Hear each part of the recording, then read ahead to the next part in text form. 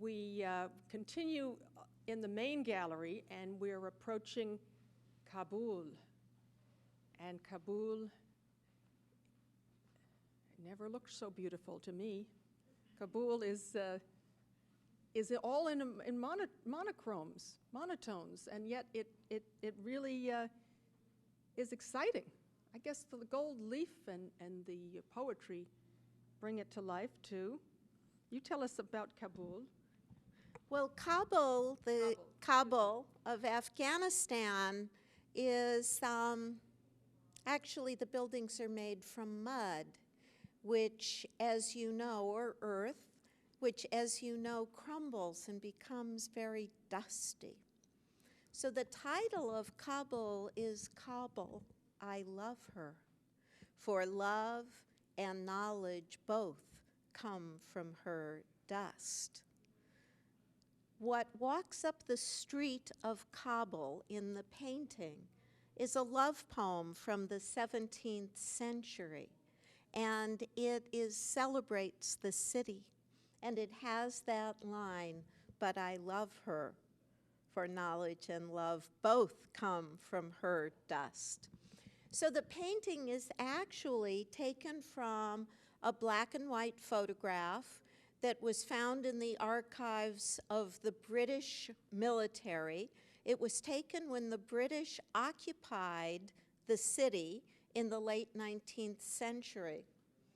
And in Kabul, because of the location of the city in Afghanistan and trade routes and the Silk Route and the Khyber Pass, Kabul was constantly invaded. So rather than invading the city with marching men, we put along the street the poem I have just mentioned. And then there are two dancing figures at the top. They're twirling. We know that it was the birthplace of Rumi, who then left Kabul, but who founded the Whirling Dervishes. And along this figure, it says, "I sing, I sing." I want to call your attention to the right edge of the painting. Here we have the activities that the Afghan people have been forced to relinquish under Taliban rule. We have the open face of the woman who's now forced to cover with a burqa, and we have jewelry and adornments. We also have a double reference here to the bodhisattva, who's generally male but adorned. And we have beneath this figure the Afghan kite. For the Kite Runner, the book, the Afghan people flying kites with such exuberance, that became prohibited as well.